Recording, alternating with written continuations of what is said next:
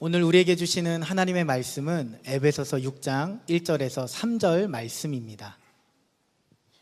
자녀들아, 주 안에서 너희 부모에게 순종하라. 이것이 옳으니라. 내 아버지와 어머니를 공경하라. 이것은 약속이 있는 첫 계명이니 이로써 내가 잘되고 땅에서 장수하리라. 오늘은 부모 공경에 대한 말씀을 드리려고 하는데 사실 제 마음은 굉장히 힘이 듭니다. 제가 부모 공경에 대한 설교를 할 수 있을까? 어느 설교나 다 어렵지만 부모 공경에 대한 주제는 저에게 참 무거운 짐이 됩니다. 저는 저희 어머님이 제가 신학교 다닐 때 돌아가셨습니다. 제가 어머님이 돌아가실 때까지 한 번 따뜻하게 어머니 사랑합니다 이런 고백을 못했었습니다. 여러분들 중에도 혹시 이런 아주 표현이 잘 없는 그런 아들을 만약에 길러보셨다면 그러면 아마 저와 비슷한 아이도 있었을 겁니다. 어머님 돌아가시고 나니까, 그렇게 갑작스럽게 돌아가시고 나니까 어머니에게 사랑한다는 고백 한마디 하지 못하고 그렇게 어머니와 이렇게 사별하게 된 것이 얼마나 마음이 아픈지 몰랐습니다. 아마 천국에서 이 설교를 어머님이 들으시겠는데 너 말은 잘한다 이러실까 봐 걱정이 됩니다. 그러나 분명히 성경은 말합니다. 내 아버지와 어머니를 공경하라. 그렇게 우리에게 말씀합니다. 이 말씀은 어린 아이들에게 하는 말씀이 아닙니다. 어린 아이들은 부모가 야단을 치니까, 잘 안 하면 벌을 주니까, 그러니까 부모 말을 잘 듣습니다. 어릴 때는. 이 말씀은 부모 공경을 할 수도 있고 안 할 수도 있는 자유가 있는 어른들, 성인 자녀들에게 하는 말씀입니다. 여러분, 부모가 자녀에게 아무 말이나 다 할 수 있는 거 아닙니다. 아주 어릴 때나 그렇게 할 수 있는 겁니다. 자녀들이 조금 나이가 들기 시작하면 부모라도 말 못할 때가 많습니다. 속으로만 꽁꽁 앓고 말 못할 때가 많습니다. 자녀들이 이제 어지간히 나이가 들고 나면 그 다음부터는 자녀들 말 들어야 됩니다. 이제는 아주 자녀들한테 야단 맞는 부모도 많습니다. 잘못한다고. 그렉 맥도널드라는 분이 75세 노인이 쓴 산상수훈이라는 시에서 이렇게 썼습니다. 기분 좋은 얼굴로 찾아와 잠시나마 잡담을 나눠준 자에게 복이 있나니, 나더러 그 얘기는 오늘만도 2번이나 하는 것이라고 핀잔 주지 않는 자에게 복이 있나니. 나이 든 노인이 되는 것, 부모 심정, 말하지 않아도 도대체 무슨 말을 할지를 알지 못하면 부모에게 순종하는 거 안 됩니다. 부모 공경 어렵습니다. 연로하신 부모님 모시는 것 대단히 어려운 일입니다. 현대의학 때문에 사람의 수명이 점점 길어지니까 앞으로 부모님을 모셔야 될 세월도 훨씬 더 길어질 겁니다. 어느 순간에 갑자기 예기치 않게 부모님이 치매에 걸린 것을 알게 되는 자녀들은 참 인내의 세월을 지나면서 부모님을 모셔야 됩니다. 쉬운 일 아닙니다. 부모님 모시고 공경하고 사는 거 정말 어려운 일입니다. 그러나 분명한 것은 성경에서 하나님은 자녀들아 내 부모를 공경하라고 말씀하신 겁니다.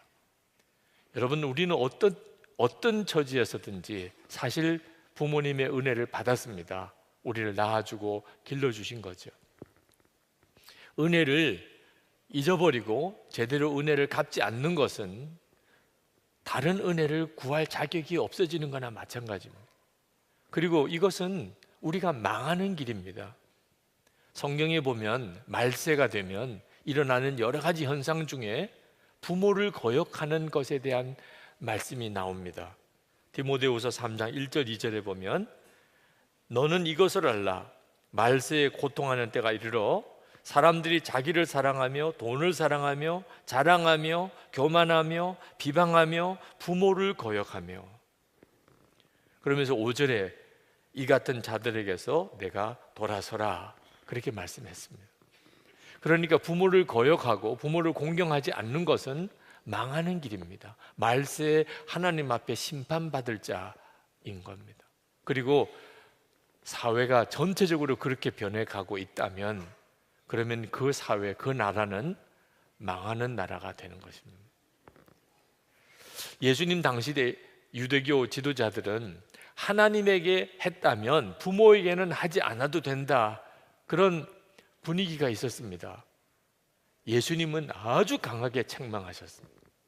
마태복음 15장 4절부터 보면 하나님이 이르셨으되 내 부모를 공경하라 하시고 내 아버지나 어머니를 비방하는 자는 반드시 죽임을 당하리라 하셨거늘 너희는 이르되 누구든지 아버지에게나 어머니에게 말하기를 내가 드려 유익하게 할 것이 하나님께 드림이 되었다고 하기만 하면 그 부모를 공경할 것이 없다 하여 너희의 전통으로 하나님의 말씀을 피하는도다.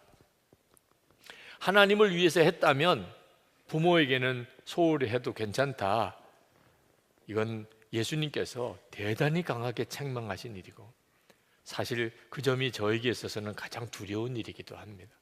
제가 목사로서 목회를 하고 또 주의 일을 해야 되는 것 때문에 부모님에게 소홀히 한 것은 없는가 돌아보면 정말 두려울 정도입니다. 물론 부모님들은 다 이해하십니다.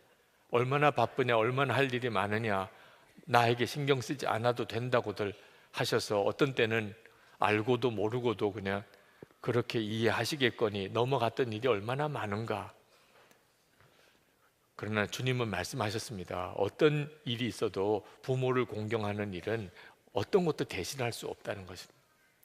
저는 태어나자마자 큰아버님께 양자로 입양이 되었습니다. 그래서 저에게는 아버지도 둘이고 어머니도 둘이었습니다. 제가 철이 없을 때는 그게 자랑인 줄 알았습니다. 나는 아버지도 많다, 엄마도 많다. 듣는 사람이 아주 당황스러워하는 것을 이해를 못했습니다. 그런데다가 저희 어머님이 일찍 돌아가신 바람에 저에게는 새어머님까지 생겼습니다. 나이가 들면서 부모님을 모셔야 되는 일이 되면서 이 일은 저에게 정 큰 짐처럼 느껴지기도 했습니다. 왜 나는 유난히 이렇게 힘들어야 하나, 그런 생각도 했습니다. 제가 제 아내에게 너무나 감사한 것은 그런 참 힘든 저의 부모님과의 관계를 제 아내가, 사실 저보다도 짐은 제 아내가 더 져야 하는 거예요. 제 아내가 그 일을 아주 지혜롭게 믿음으로 기도하며 잘 감당해 준 일입니다. 저희 친부모님은 돌아가셨지만 저희 양부모님은 미국에서 생존해 계십니다. 연세가 많으시고 저희 부친이 이제는 걷지도 못하시고 음식도 제대로 못 드시는 상태가 되신 지 거의 1년이 가까워 갑니다. 근데 한 번도 찾아뵙지를 못했습니다. 전화만 드리기만 했지. 제 여건이 도무지 아버님 찾아뵐 여건이 아니었다고 생각했기 때문에 1년 동안의 스케줄이 다 짜여져 있는 입장이라 미국을 한번 갔다 오기도 쉬운 일은 아니었습니다. 지난 주간에 참 기가 막히게도 어느 해외 일정이 내년으로 미뤄지는 일이 생겨서 한 주간이 비게 됐습니다. 이때 꼭 다녀와야 되겠다. 조금 무리스러운 일정이긴 하지만 미국을 가서 아버님을 뵙고 왔습니다. 그러지 않으면 오늘 설교 못할 것 같았어요. 도대체 부모를 공경하라고 제가 무슨 설교를 할 수 있겠습니까? 아버님을 뵙고 어머니를 뵙고 그렇게 좋아하시더라고요. 뭐 꼭 올 필요 없다고 그렇게 말씀하시더니 뵙고 나니까 그렇게 좋아하시더라고요. 그러면서도 또 이 어른들이 굉장히 당신 자신이 짐이 된 것에 대해서 미안해 하시더라고요. 제가 저희 아버님 어머님께 그럴 때마다 늘 말씀드립니다. 제가 복을 받을 길을 막지 말아주세요. 사실 그것은 제가 복을 받을 길입니다. 자녀가 부모에게 공경하고 부모를 잘 모시는 것은 자녀로서 복을 받을 길입니다. 많은 사람들이 무의식적으로 내가 자녀들에게 짐이 되기 전에 일찍 죽어야 될 텐데 그런 말을 합니다. 왜? 부모님을 모셔보니까 그게 얼마나 힘들고 어려운가를 다 경험해 봤기 때문에 내 아이들에게는 내가 그런 짐이 되지 말아야 되겠다는 생각이 드는 거죠. 충분히 이해가 되지만 그것은 하나만 알고 둘은 모르는 것입니다. 자녀들이 연로하신 부모님을 모시고 그리고 공경하여 순종하여 사는 것은 하나님께 복을 받는 길이라는 것입니다.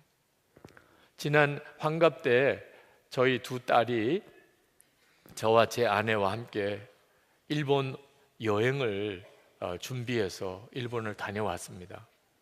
두 딸이 모든 일정을 준비하고 숙소를 예약하고 식당을 예약하고 여행 모든 경비를 다 부담해서 여행을 이렇게 다녀왔습니다. 저희에게는 좀처럼 있지 않는 그런 특별한 온 가족 여행이었고 참 즐거웠고 너무나 정말 재미있는 여행이었습니다. 그러면서도 한편으로는 제 마음속은 대단히 불편하고 당황스러웠습니다. 내가 돈을 내야 될 텐데, 내가 데리고 다녀야 되는데, 내가 모든 걸 다 준비해 놓았어야 되는데 이제는 두 딸만 따라다녀야 되는 겁니다. 앉으라 그러면 앉고 먹으라 그러면 먹고 너무 당황스러운 겁니다. 내가 벌써 이렇게 됐나? 이렇게 해도 되나? 아이들에게 너무 부담 주는 거 아닌가? 그런데도 계속 나보고 가만히 있으라는 겁니다. 그래서 기도했습니다. 하나님, 제가 정말 가만히 있어도 되나요? 하나님도 가만히 있으라고 그러시더라고요. 그래서 정말 두 딸이 하자는 대로 그렇게 여행을 하고 오면서 마음이 깨달아진 것이 있었습니다. 이 일은 저와 두 딸 간의 관계가 아니고 하나님과 우리 두 딸 사이의 문제라는 것입니다. 하나님께서 저희 두 딸에게 복을 주시는 놀라운 기회라는 것입니다. 부모에게 잘하는 것은 하나님께서 복을 주시겠다고 약속하신 거라. 제가 이래라 저래라 할 영역이 아니라는 것입니다. 여러분, 하나님께서는 우리가 부모님에게 하는 대로 하나님께 하는 것으로 받겠다고 하셨습니다. 그러니 우리가 부모님에게 뭘 잘못하고 섭섭하게 해드리는 것은 대단히 심각한 문제가 되는 겁니다. 그것은 곧 하나님께 대한 문제가 되니까요. 특히 되갚아 주실 것이 없는 연로하신 부모님, 아무것도 없으신 부모님, 복덩어리입니다. 왜? 그 부모님에게 잘하면 하나님이 갚아주시겠다는 거예요. 여러분, 자녀들에게 잘하면 그건 하나님 복 주시겠다고 약속 안 하셨습니다. 왜? 그건 저절로 되는 거니까. 오히려 너무 지나쳐서 문제예요.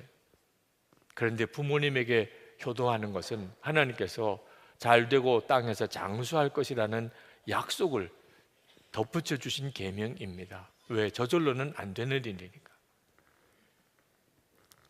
여러분, 노후에 자녀를 잘 길러서 내가 좀 덕을 보겠다 이런 생각하시는 분들 착각해서 깨시기 바랍니다. 그 자녀들에게는 얼마나 무거운 짐인 줄 아십니까? 도대체 누가 누구를 책임져 줍니까? 자녀들 잘 길러서 자녀 덕 좀 보겠다고 했던 사람들 중에 실망 안 한 사람 없습니다. 우리는 자녀 믿고 사는 사람 아닙니다. 우리는 하나님을 믿고 사는 사람입니다. 정말 우리가 노후를 걱정한다면 부모님에게 잘해야 하는 겁니다. 그래야 하나님께서 갚아주시는 거죠. 부모님 모시는 일로 갈등하시는 분들이 있으실 텐데 부모님 모시기 바랍니다. 부모님을 여러분이 잘 섬기시기 바랍니다. 아주 그런 생각이 조금이라도 있다면 부모님을 내가 어떻든지 모셔야 되는데, 내가 부모님을 잘 섬겨야 되는데, 하나님 주신 생각입니다. 힘들겠지만, 쉬운 일 아닐 수 있지만 하나님이 힘 주십니다. 순종의 걸음을 내디디면 하나님이 하게 해주십니다. 그리고 정말 말할 수 없는 복을 우리에게 허락하십니다. 부모님에게 깊은 상처를 가진 사람이 의외로 많습니다. 깜짝 놀랄 정도로 많습니다. 나는 부모님에게 받은 거 없어요. 부모님은 나에게 상처만 주었어요. 그런 참 아픈 사연을 가지고 있는 사람 많습니다. 그런 성도에게 부모님을 공경하라는 것은 좀 너무 지나치고 또는 너무 잔인한 것처럼 느껴질 수도 있습니다. 그런데 여러분 꼭 기억하십시오. 이거 반드시 해결해야 됩니다. 부모님과의 관계가 안 좋은 것은 그 부모님이 어떤 부모님이든지 간에 하나님과의 관계가 막혀 있는 겁니다. 하늘의 축복의 문을 닫아놓고 사는 겁니다. 하늘의 축복의 문이 닫혔는데 아무리 기도하면 뭐합니까? 아버지 노아가 술을 마시고 술이 취해서 하체를 드러내고 잠을 자는 그 부끄러운 장면을 본 셈과 야벳은 아버지 하체를 덮어드렸습니다. 아버지 허물을 가리워 주었습니다. 하나님께서 그 셈과 야벳에게 복을 주었습니다. 그런데 아버지가 하체를 드러내고 자고 있다는 것, 그 흉을 동네방네 다니면서 다 흉을 보고 돌아다니면서 함은 저주를 받았습니다. 부모에게 대하는 태도가 그대로 하나님께서 당신을 향한 것으로 받으신다는 겁니다. 많은 사람이 이 사실을 잘 알지 못합니다. 그래서 부모님과의 관계가 힘든 걸 그냥 내버려 두거나 더 문제가 심각해지는 것을 위기라고 느끼지 못하는 것입니다. 여러분 어떤 이유가 있든지 당장 지금 이 시간 예배가 끝나기 전에 여러분의 마음에서 부모님과의 관계가 해결되기를 축복합니다. 그것이 바로 여러분에게 복의 문이 활짝 열리는 것입니다. 하나님께서 우리에게 주신 은총 중에 가장 중요한 은총, 핵심이 뭔지 아십니까? 죄 사함을 주시는 것입니다. 미가서 7장 18절부터 보면 주와 같은 신이 어디 있으리까? 주께서는 죄악과 그 기업의 남은 자들의 허물을 사유하시며 인애를 기뻐하심으로 진노를 오래 품지 아니하시나이다. 다시 우리를 불쌍히 여기셔서 우리의 죄악을 발로 밟으시고 우리의 모든 죄를 깊은 바다에 던지시리이다. 바로 이분이 하나님이십니다. 우리의 죄를 발로 밟으시고 깊은 바다로 던져버려 다시는 기억도 하지 하시는 것이 우리를 향한 하나님의 사랑입니다. 그래서 독생자를 우리를 위해 보내주시고 예수님은 우리 위해 십자가에 그 피 흘려 죽으신 것입니다. 그렇게 우리는 죄 사함을 받았습니다. 그 결과가 무엇입니까? 하나님이 우리의 아버지가 되신 겁니다. 여러분 중에 나는 부모를 잘못 만났어 이렇게 생각하시는 분이 있으십니까? 오늘 그 생각을 십자가에 못 박으시기 바랍니다. 하나님이 아버지가 되셨는데 이제 뭐가 더 부모님 탓을 할 게 있습니까? 하나님이 내 아버지가 되셨는데 그분이 나를 그렇게 사랑하시는데 당신의 독생자를 십자가에 못 박을 정도로 나를 사랑하시는데 그렇게 사랑하시는 아버지 하나님이 내게 생겼는데 천지에 창조해 주신 하나님이 내 아버지신데 육신의 부모님의 허물 그걸 못 돕습니까?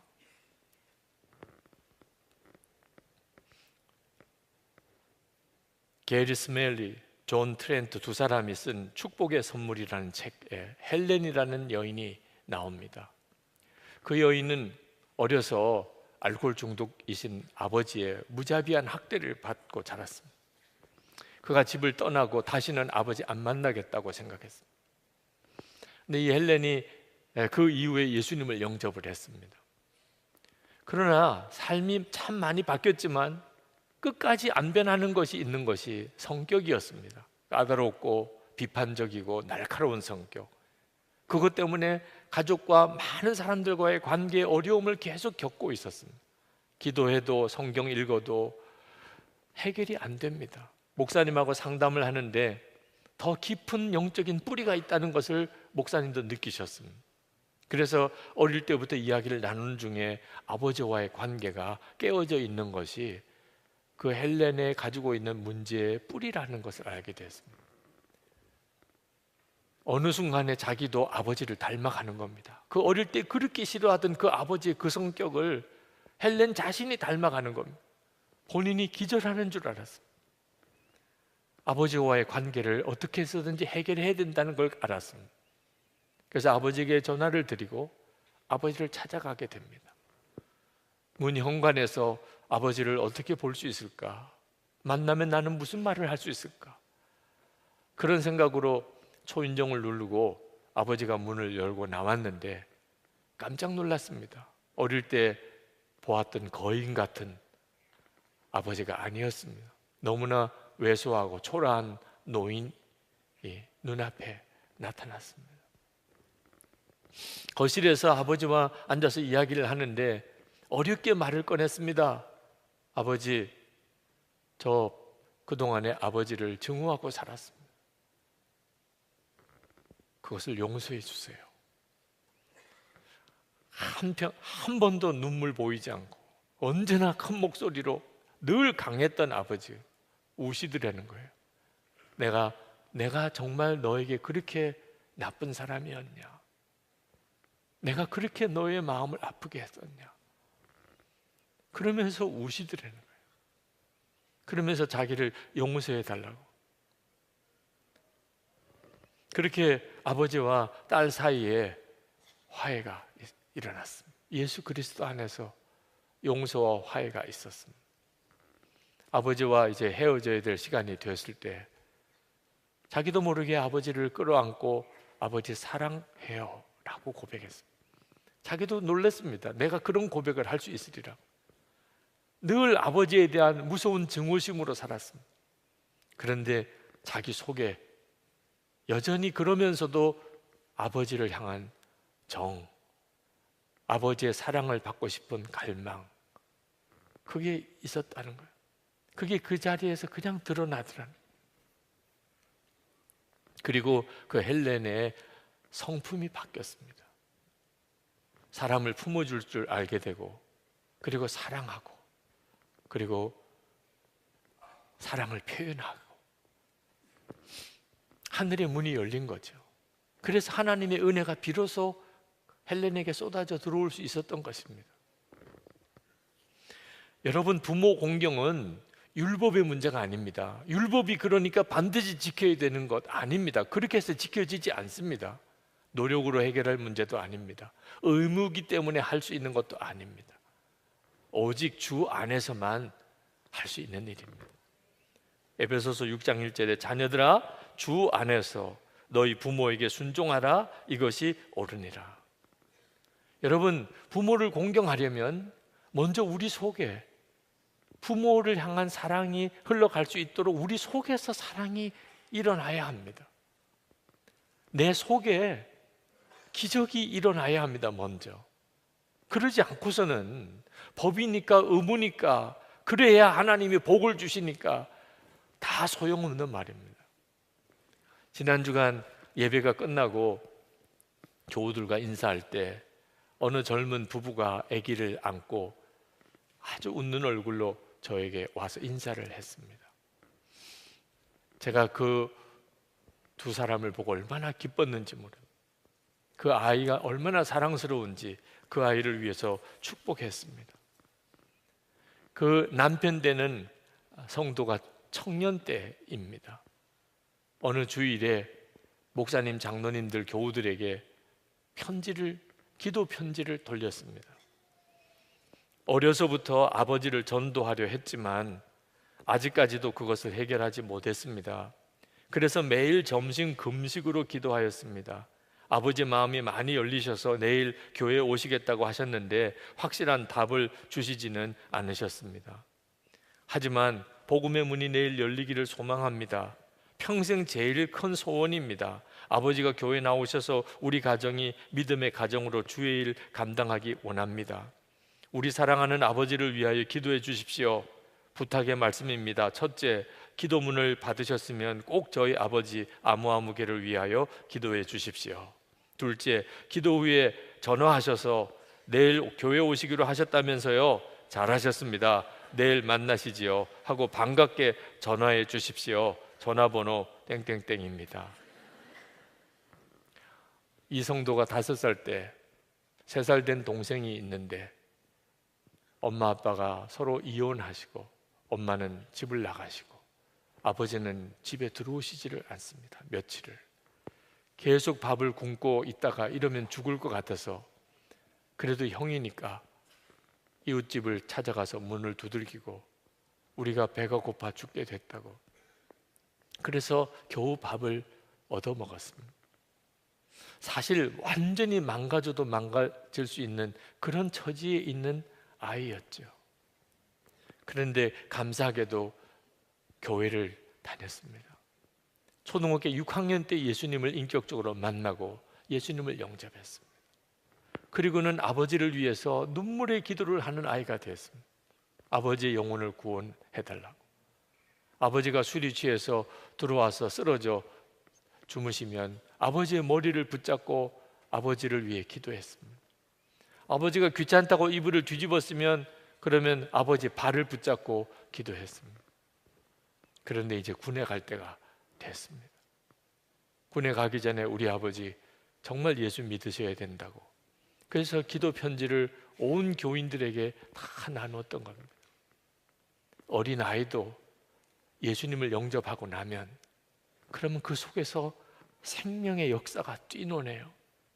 사랑이 끓기 시작하네요. 그래서 어른들, 부모의 영혼을 구원할 수도 있게 되는 겁니다. 여러분이 먼저 예수님과 깊은 사랑을 나누셔야 됩니다. 부모님을 대하기 전에 먼저 주님과의 시간을 충분히 가지셔야 됩니다. 하나님께서 우리 가정에서 무엇인가를 역사하시려면 먼저 우리 속에서 무언가를 역사하실 수 있어야 합니다.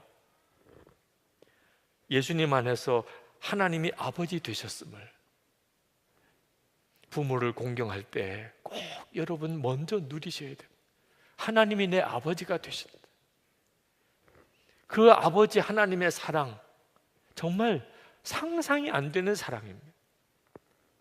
지금 주님은 우리 안에 오셔서 하나님의 아버지의 사랑을 계속 우리 가운데 느끼게 해주시고 계십니다. 사랑이 없는데 도대체 부모를 어떻게 사랑합니까? 내 속에 없는 사랑을 가지고 어떻게 부모를 사랑할 수 있습니까? 우리 안에 하나님의 사랑이 끓고 주 예수님께서 나와 함께 계심이 날마다 누려지면 그러면 공경 못할 부모님 없습니다. 부모를 공경하라는 이 말씀은 사실 우리 자신이 정말 하나님의 사랑으로 절절 끓는지 주 예수님과 그렇게 동행하며 그 기쁨으로 살고 있는지를 점검해 주는 말씀입니다. 우리가 사는 길입니다. 부모도 사는 길이지만 우리 자신도 사는 길입니다. 부모 공경 어쩔 수 없는 일, 반드시 해야 되는 의무 이렇게 생각하지 마시기 바랍니다. 이것은 하나님의 말할 수 없는 축복, 우리를 살리시려고 하시는 하나님의 놀라운 은혜입니다. 이제 우리 같이 기도하십시다. 오늘 기도하실 때는 여러분의 부모님을 생각하고 기도하시면 좋겠습니다. 부모님과 사이에 혹시라도 조금이라도 막힘이 있나요? 오늘 주님 앞에 기도하면서 그 문제가 여러분 안에서 해결되기를 원합니다. 부모님이 돌아가셨나요? 부모님을 만나 뵐 수 없는 처지에 있으신 분이 있으시나요? 그렇다면 여러분 주변에 연세 많으신 연로하신 노인분들을 위해 기도하시기 바랍니다. 주 안에서는 주의 한 가족들 안에는 다 우리가 다 부모와 자녀 관계입니다. 이 시간에 우리 기도하실 때 주님 제 안에 하나님의 사랑, 아버지 하나님의 그 말할 수 없는 사랑이 제 안에서 풍성하게 누려지기를 원합니다. 주님을 바라보는 눈이 뜨이기를 원합니다. 그래서 제 안에 있는 이 은혜와 사랑을 부모님에게로 흘려보내게 되기를 원합니다. 기도하겠습니다. 오늘 우리에게 허락하신 하나님의 말씀은 골로새서 4장 2절부터 6절까지의 말씀입니다. 기도에 힘을 쓰십시오. 감사하는 마음으로 기도하면서 깨어 있으십시오. 또 하나님께서 전도의 문을 우리에게 열어주셔서 우리가 그리스도의 비밀을 말할 수 있도록 우리를 위해서도 기도하여 주십시오. 나는 이 비밀을 전하는 일로 매여 있습니다. 그러니 내가 마땅히 해야 할 말로 이 비밀을 나타낼 수 있도록 기도해 주십시오. 외부 사람들에게는 지혜롭게 대하고 기회를 선용하십시오. 여러분의 말은 소금으로 맛을 내어 언제나 은혜가 넘쳐야 합니다. 여러분은 각 사람에게 어떻게 대답해야 마땅한지를 알아야 합니다. 오늘 주님을 사랑하는 여러분들의 마음에 기도의 문이 활짝 열려지게 되기를 축복합니다. 이번 주간 설교 준비를 하면서 내내 주님의 말씀이 제 귀에 쟁쟁 울리는 것 같았습니다. 기도에 힘을 쓰십시오. 사도 바울이 골로새 교인들에게 서신을 보내는 맨 마지막에 하셨던 아주 간곡한 권면의 말씀이 기도에 힘을 쓰십시오 라고 하는 그 말씀입니다. 근데 이 말씀은 사도 바울 자신의 말이 아니고 사도 바울 안에 거하시는 예수 그리스도께서 하시는 말씀이라고 해석이 됩니다. 예수님께서 십자가 달리시기 전에 겟세마네 동산에서 마지막 기도하실 때, 그때 예수님이 제자들에게 하셨던 말씀이 그 말씀이셨습니다. 마태복음 26장 40절부터 너희가 나와 함께 1시간도 이렇게 깨어 있을 수 없더냐, 시험에 들지 않게 깨어 기도하라, 마음에는 원이로되 육신이 약하도다, 그렇게 말씀하셨는데 골로새서의 마지막 부분에도 동일하게 기도에 힘쓰라는 말씀을 하고 계십니다. 이 말씀은 그대로 지금 우리에게도 주시는 말씀입니다. 골로새서를 이제 마지막 부분에 와서 하나님은 저와 여러분에게 기도에 힘쓰라고 하는 말씀을 주십니다. 왜냐하면 이것은 우리의 영적인 생명과 매우 직결되는 문제이기 때문에 그렇습니다. 주님께서 저에게 계속해서 이 말씀에 대해서 한 주간 내내 저를 강권하시고 제 귀에 기도에 힘쓰라는 말씀을 주신 것은 오늘 여러분에게 그저 귀로만 은혜 받고 끝나는 설교를 해서는 안 된다, 그런 말씀을 하시는 것 같았습니다. 실제로 기도하게 하라, 실제로 기도하도록 그렇게 말씀을 전하라, 그런 마음을 저에게 주셨습니다. 저는 정말 그렇게 되기를 원합니다. 여러분이 그저 은혜만 받고 정말 기도해야 되겠구나라는 정도로만 생각하지 않고 당장 오늘 저녁부터 여러분이 기도하는 자리로 나가는 역사가 일어나기를 원합니다. 여러분, 기도하지 않고 산다는 것은 대단히 심각하고 위험하고 하나님 앞에 큰 죄가 된다는 사실을 알아야 합니다. 이번 주간에 우리가 말씀 묵상했던 역대상을 읽어보면 역대상 10장에 사울 왕이 비참하게 죽는 장면이 나옵니다. 그 사울 왕의 일생에 어떤 것도 기록하지 않고 마지막에 비참하게 죽는 그 부분만 기록을 딱 해놓고 있습니다. 왜 사울 왕이 이렇게 비참하게 죽었는가? 사울 왕이 지은 죄를 말씀하는데 신접한 자에게 묻고 하나님께 묻지 않았다고 말씀하고 있습니다. 사울 왕이 블레셋과 마지막 전투를 할 때 대단히 두려웠습니다. 근데 그는 신접한 자에게 가서 사무엘 선지자를 불러내어서 자기가 어떻게 될 건지를 묻습니다. 그걸 하나님께 기도하지 않습니다. 사실 그 말은 기도가 안 된다는 뜻입니다. 하나님께 묻고 싶지만 사울 왕의 마음의 심령 상태는 하나님께 물을 수 있는 믿음도 없고 영적인 상태도 아니었다는 겁니다. 왜 그렇죠? 기도를 안 하고 살았으니까. 하나님께 드리는 기도가 없이 사울 왕이 살았기 때문에 정말 두렵고 중요한 순간에 기도가 안 되는 거죠. 여러분 중에도 아마 기도하지 않으시는 분들이라도 힘들고 어려운 일이 생기면 이 사람 저 사람에게 찾아가서 의논도 하고 상담도 하고 도움도 요청하실 겁니다. 그런데 기도는 안 하는 거예요. 여러분, 이것이 사울 왕이 빠졌던 죄와 똑같은 걸 아셔야 됩니다. 신접한 자에게는 묻고 하나님께는 묻지 않는 죄인 거죠. 기도하지 않는 것이 죄일까? 그게 그렇게 무서운 죄일까? 그렇더라고요. 제가 회심했을 때 제 회개의 문이 터진 것이 제가 그 어려움 중에 아버지에게 도움을 요청했던 그 일이 성령께서 제 마음에 무섭게 책망으로 다가왔습니다.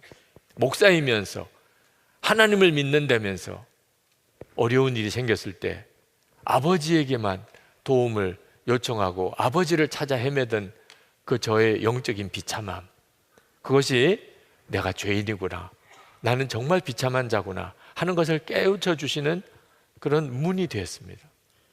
기도하지 않는다는 것은 죄다. 다니엘 또 그렇게, 사무엘 선지자도 그렇게 이야기했죠. 기도하기를 쉬는 죄라고 그렇게 말을 했습니다. 우리의 영적인 생명과 매우 직결된 문제입니다. 사도 바울은 기도에 힘을 쓰라고 이야기를 하면서 감사하는 마음으로 기도하면서 라고 그렇게 표현을 했습니다. 이 말씀은 기도를 해도 영이 살아있는 사람으로서 기도를 하라는 겁니다. 우리가 기도할 때 안타깝게 기도도 하고 슬픈 마음으로 기도도 하고 두려운 마음으로 기도도 하고 하지요. 근데 그건 진정으로 영적으로 살아있는 기도가 아닙니다. 여러분, 다른 종교 가지고 있는 사람들도 다 기도합니다. 예수님이 그 마음의 중심에 살아 계시지 않아도 기도는 합니다. 열심히 할 수도 있습니다. 그런데 사도 바울은 지금 기도를 힘쓰되 감사하는 마음으로 기도하라. 그 말은 예수 그리스도께서 마음에 거하시고 계시다는 것을 분명히 아는 자로서의 기도를 하라는 겁니다. 예수님이 내 안에 거하신 것을 분명히 알고 그 예수님을 바라보는 사람은 어떤 형편에서도 그는 감사하는 마음으로 기도하게 됩니다. 이것이 영이 깨어있는 사람입니다. 깨어 있으십시오. 2절 마지막 부분에 그렇게 말씀하고 있는데, 기도를 해도 영이 죽은 사람의 기도가 있고 영이 살아있는 사람, 영이 깨어있는 사람의 기도가 있는 겁니다.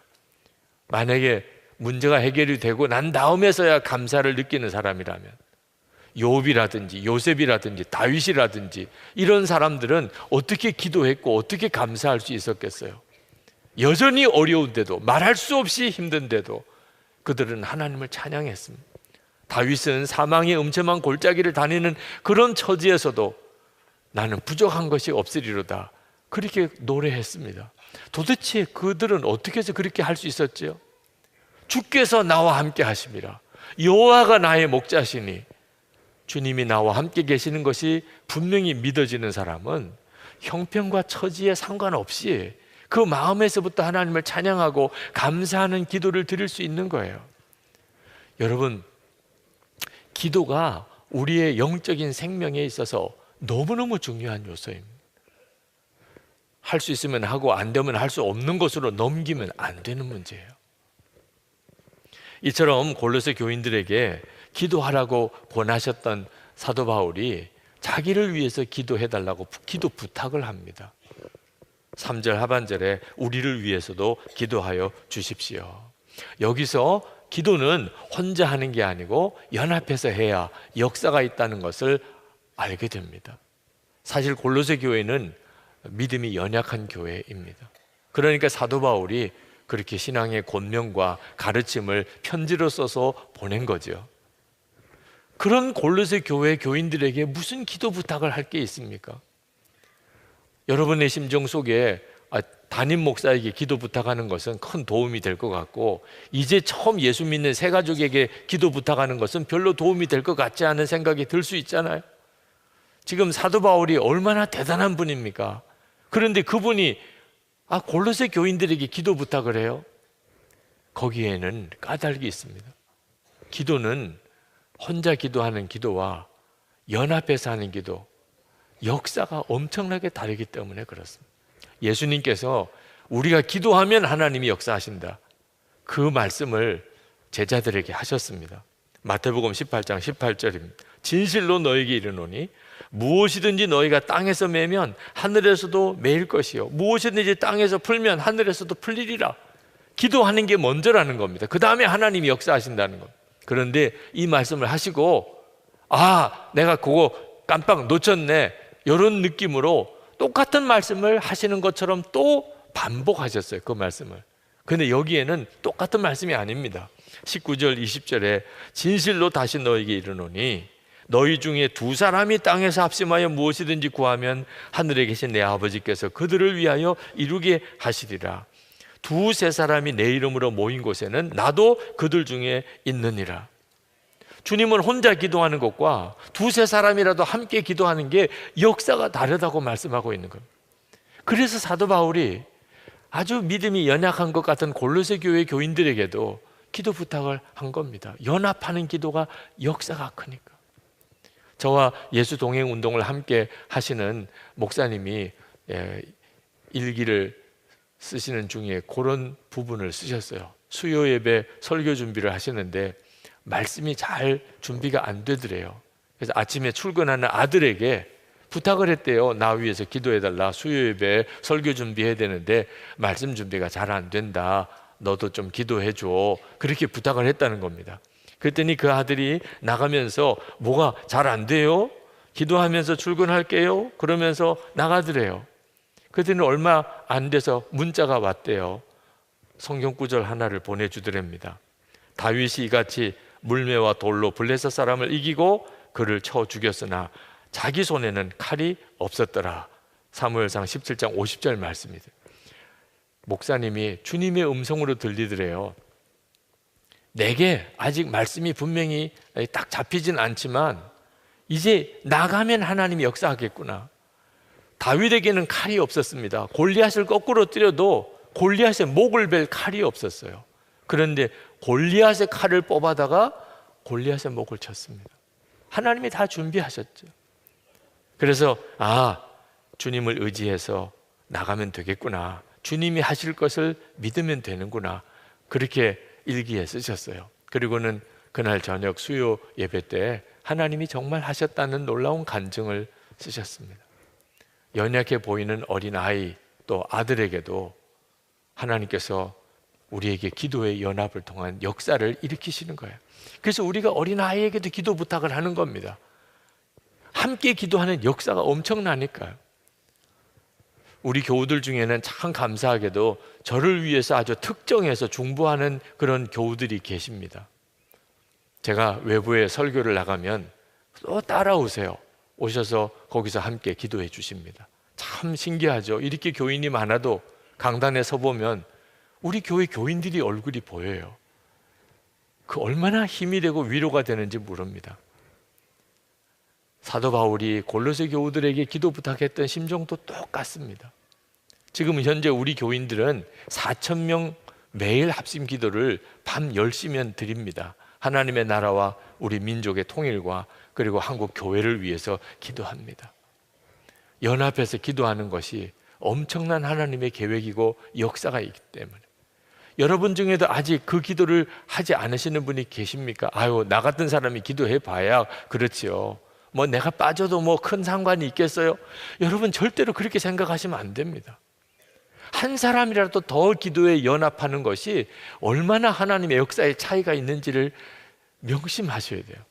아직까지 그 기도에 참여하지 못하시고 계신 분들은 함께 해주세요. 아직까지 그 기도에 함께하지 못하는 속회가 있다면 정말 함께 해주시기를 바랍니다. 골로새 교인들에게 이렇게 기도를 부탁한 사도 바울은 우리에게 또 하나의 기도의 중요한 교훈을 주고 있는데, 그것은 사도 바울이 기도 부탁을 하기는 했지만 자기 자신의 어떤 평안과 필요를 위해서 구한 게 아니라는 겁니다. 사도 바울은 지금 아주 억울하게 로마 감옥에 갇혀 있습니다. 무슨 죄를 지은 게 아닙니다. 예수 그리스도의 복음을 전하는 것 때문에 감옥에 갇힌 거예요. 그러니 나를 위해서 기도해 주세요. 그 말은 빨리 감옥에서 벗어나게 해달라, 석방되게 해달라, 그런 기도 제목일 수 있잖아요. 그러지 않았습니다. 사도 바울은 자기가 감옥에서 나가게 해달라고 기도해달라는 게 아니고 이 감옥에서 전도를 하게 해달라, 이 감옥에서 전도를 하게 해달라. 3절 말씀에 또 하나님께서 전도의 문을 우리에게 열어주셔서 우리가 그리스도의 비밀을 말할 수 있도록 우리를 위해서도 기도하여 주십시오. 나는 이 비밀을 전하는 일로 매여 있습니다. 사도 바울이 정말 원했던 것은 석방이 아니고 로마 감옥에서 전도를 하는 것이었습니다. 그래서 전도할 수 있게 해달라, 그럴 사람을 만나게 해달라, 그리고 전도할 때 정말 합당한 말로 내가 그에게 전도할 수 있게 해달라, 그 부탁을 했습니다. 4절에 보면 그러니 내가 마땅히 해야 할 말로 이 비밀을 나타낼 수 있도록 기도해 주십시오. 사도 바울에게 있어서는 간수인 로마의 친위대 그 로마 병사들이 다 전도 대상자였습니다. 그 로마에서 최고 엘리트 그룹이에요. 어떻게 그 사람들에게 만나서 전도할 수 있겠어요? 기가 막히죠. 로마 감옥에 들어왔어요. 그리고 재판을 받아야 되니까 그 재판을 하는 모든 그 로마의 고위 관료들, 그리고 재판 최종적으로 판결을 내리는 로마 황제 시저, 그를 만날 수가 있게 된 겁니다. 그때 하나님께서 나에게 합당한 말을 전할 수 있게 해달라. 그게 기도 제목이었어요. 사도 바울은 복음을 전하는 것을 위해서 자기 목숨이 아깝지가 않았어요. 그러면서 골로새 교인들에게도 불신자들을 대할 때 아주 지혜롭게 말하도록 권면을 합니다. 5절에 보면 외부 사람들에게는 지혜롭게 대하고 기회를 선용하십시오. 여러분의 말은 소금으로 맛을 내어 언제나 은혜가 넘쳐야 합니다. 여러분은 각 사람에게 어떻게 대답해야 마땅한지를 알아야 합니다. 이 5절 6절은요, 관계 전도 기간 중에 있는 우리들에게 주시는 말씀이에요. 여기 외부 사람들이라는 말은 불신자들을 말합니다. 교인 아닌 사람들을. 그런 사람들을 만날 때 지혜롭게 대하고 그 만남을 전도의 기회로 선용하시라. 그리고 말을 해도 소금으로 맛을 낸 것처럼 아주 은혜로운 말을 그들에게 전하라. 우리가 혹시 이렇게 접촉사고가 나서 참 쉽지 않은 때이지요. 그래도 마음에 내가 이 사람을 만나게 하고 그 사람에게 복음을 전하게 기회를 주시는구나. 하여튼 모든 만남을, 모든 상황을 내가 저 사람에게 예수 그리스도의 복음을 전하게 하나님이 하시는구나. 그래서 소금으로 맛을 내듯이 아주 은혜롭게 그에게 말을 전하여 그 영혼을 구원하라는, 재물에 약간의 손해를 보고 내가 좀 비록 바보 같은 사람 취급을 받아도 더 중요한 것은 그로 인해서 그 사람이 영혼을 구원했다면 이건 정말 황홀한 일인 거죠. 그렇게 하라고 한 거예요. 여기 소금으로 맛을 내는 것처럼 은혜롭게 말을 하려면 어떻게 해야 되죠? 우리 관계전도 때문에 우리가 다 기도하고 있는데 가족, 친지들, 친구들, 이웃들, 직장 동료들 도대체 어떻게 말을 해야 그들이 예수님을 믿을 수 있게 할 수 있을까요? 내 안에 예수 그리스도가 계셔서 나를 통하여 그분이 말씀하시도록 하는 게 가장 은혜로운 말씀. 베드로전서 4장 11절, 만일 누가 말하려면 하나님의 말씀을 하는 것 같이 하고 누가 봉사하려면 하나님이 공급하시는 힘으로 하는 것 같이 하라. 이는 범사에 예수 그리스도로 말미암아 하나님이 영광을 받으시게 하려 함이니.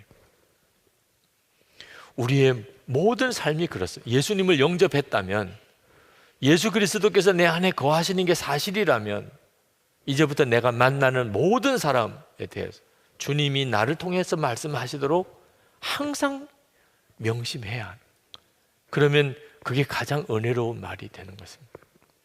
사도 바울이 감옥에서 자기가 그렇게 하고 있었다는 것.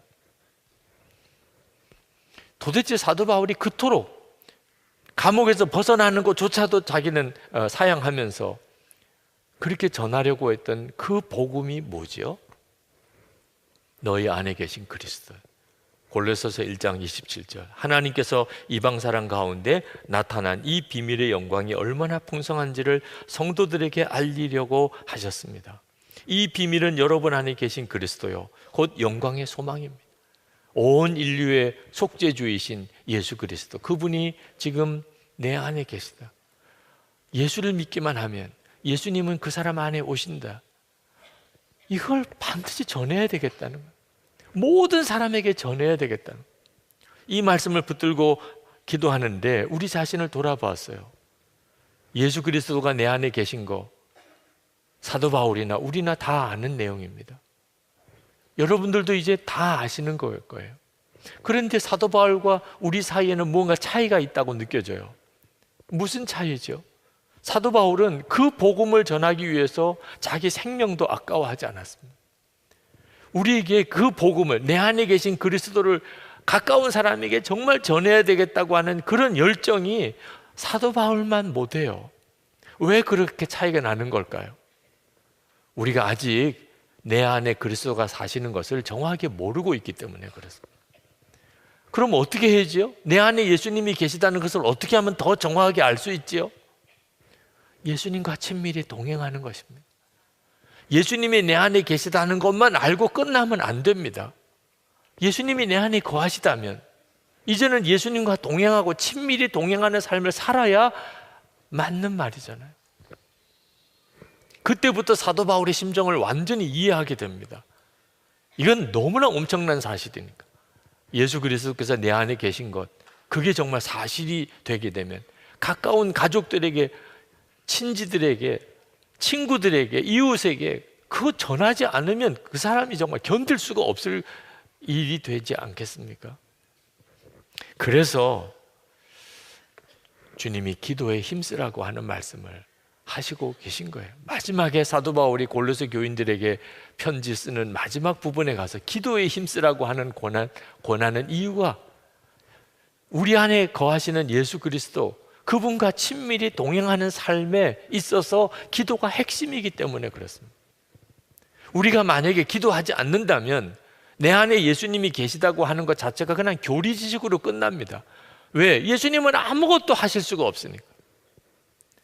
요한복음 15장 5절에 예수님께서 말씀하시기를 나를 떠나서는 너희가 아무것도 할 수 없습니다 말씀하셨는데, 여기서 예수님과 기도를 바꾸어도 전혀 의미가 달라지지 않습니다. 기도가 없으면 아무것도 할 수 없느니라. 나를 떠나서는 너희가 아무것도 할 수 없느니라.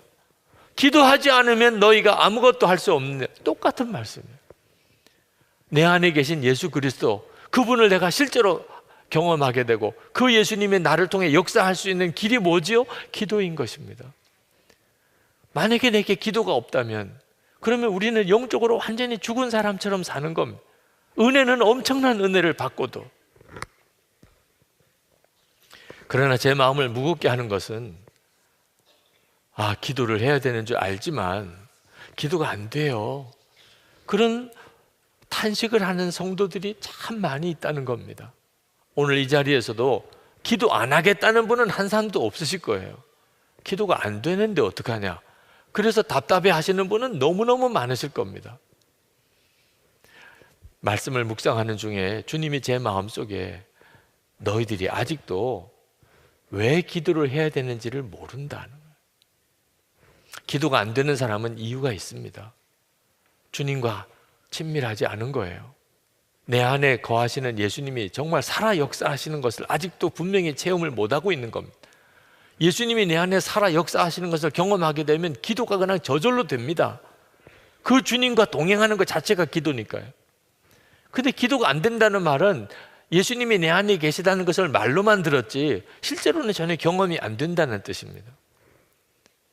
근데 그 말은 이거 죽고 사는 문제라고 하는 심각한 문제인 것을 모르는 거예요. 예수님 내 안에 오셨으면 내가 그 주님을 실제로 알아야 하고 그 주님과 함께 우리의 삶을 살아야 되는 것이라고, 그게 살아있는 거죠. 만약에 그렇지 못하면 나는 죽은 거예요.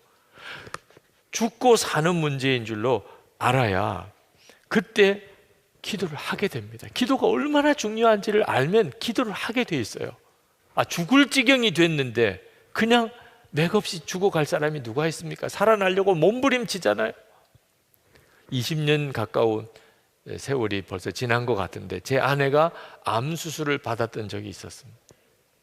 그때 저와 제 아내를 하나님이 다루실 때 우리가 얼마나 연약한 자인가를 깨닫게 하셨어요. 그것이 그 일을 통해서 우리가 절실히 깨달은 겁니다. 주님이 훅 하고 불어버리면 존재 자체가 없어지는 게 나 자신이구나. 그런데도 그런 나 자신인데도 내 힘으로 뭘 해보려고 몸부림쳤던 게 얼마나 하나님 앞에서 죄스러운지. 저는 목사이니까 교회를 부흥시켜야 되는 갈망이 있었습니다. 그 갈망이 나쁜 건 아니겠죠. 근데 문제는 제 방법과 제 노력으로 교회를 부흥시키려고 애를 썼다는 겁니다. 우리 주님께서 그 점을 다루셨어요. 너는 훅 불어버리면 존재도 사라져버리는 그런 자인데 네가 뭘 하겠다고 그러냐. 제 아내의 암 수술을 받는 과정을 거치면서 하나님께서 저와 제 아내를 다루신 것이 하나님께 철저히 기도하는 거예요. 기도 외에는 아무것도 방법이 없는 거구나. 저는 참 못된 목사였어요. 부교육자들과 성도들을 엄청 원망하고 살았습니다. 좀 제대로만 해주면 조금만 더 열심히 해주면 교회 금방 부흥될 텐데, 그런 마음 늘 가지고 살았어요.